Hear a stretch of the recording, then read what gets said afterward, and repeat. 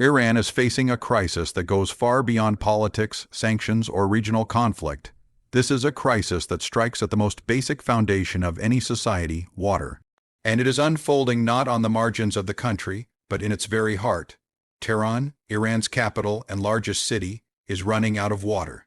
What may sound like an environmental issue is rapidly becoming one of the most dangerous threats to the stability of the Iranian state. For decades, water scarcity in Iran was treated as a distant problem, something affecting rural provinces, border regions, or farming communities. Tehran was seen as untouchable, protected by its political importance and priority access to resources. That illusion is now collapsing.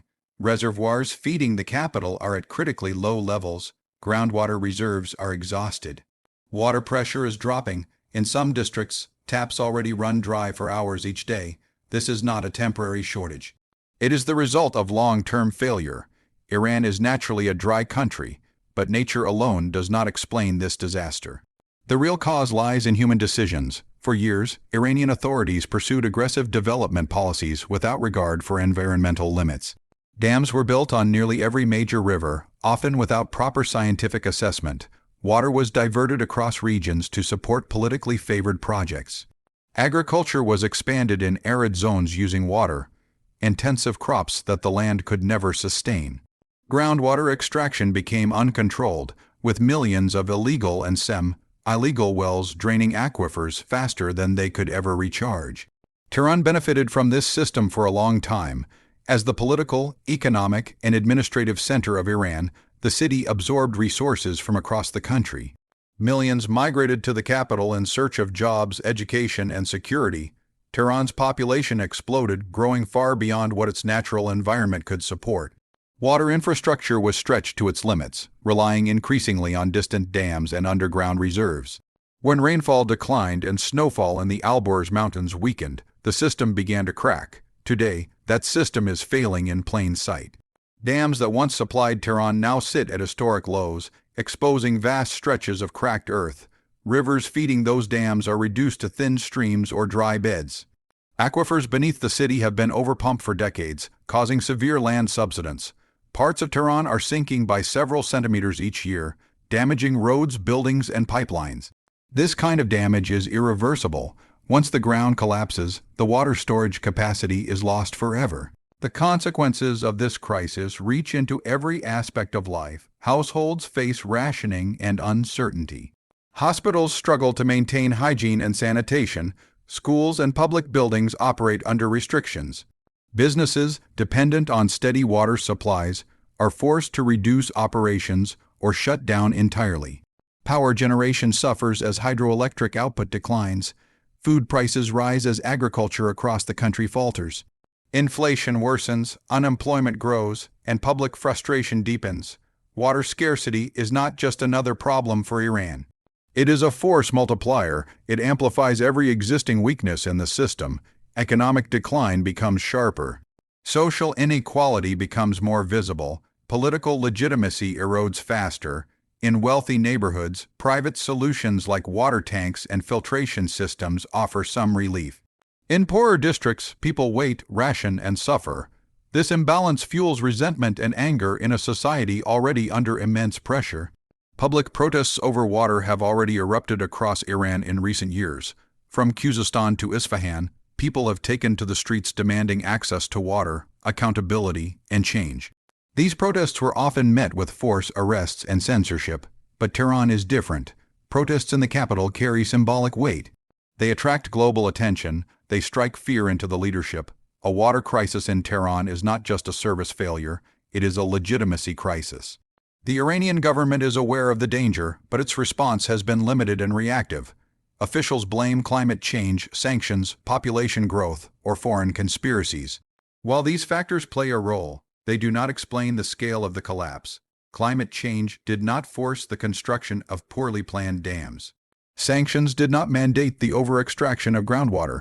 Population growth alone did not destroy aquifers. These were policy choices driven by short-term political goals and centralized decision-making. Sanctions have made the situation worse by limiting access to technology, investment, and international cooperation. But Iran's water crisis predates the harshest sanctions by decades. the deeper issue is governance. Environmental experts have repeatedly warned about unsustainable practices, only to be ignored or sidelined. Data is restricted, transparency is discouraged, admitting failure is seen as weakness. Without honest assessment, reform becomes nearly impossible. This crisis also exposes a deeper contradiction in Iran's political system. The state projects strength abroad, investing heavily in regional influence, military capabilities, and ideological outreach.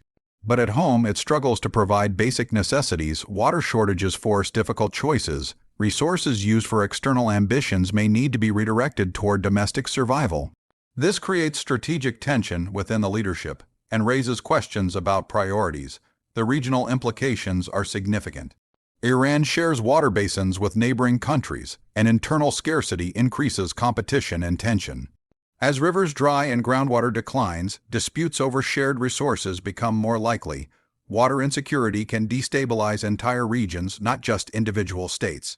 Iran's internal crisis, therefore, has external consequences, affecting the broader Middle East. The human dimension of this crisis cannot be overstated.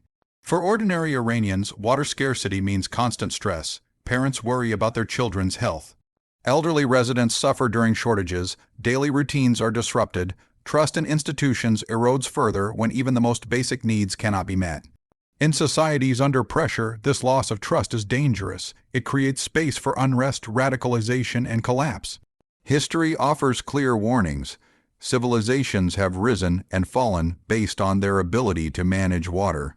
From ancient Mesopotamia to modern states, water mismanagement has led to migration, conflict, and revolt. Iran is not immune to these forces. When people lose access to water, fear replaces patience. Desperation replaces loyalty. No government, no matter how powerful, can indefinitely suppress a population fighting for survival. Tehran's water crisis is therefore a test. It tests whether Iran's leadership can adapt, reform, and prioritize long-term stability over short-term control.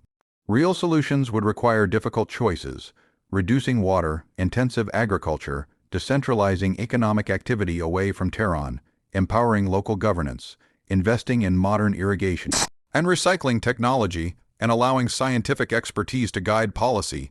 These reforms demand political courage and transparency.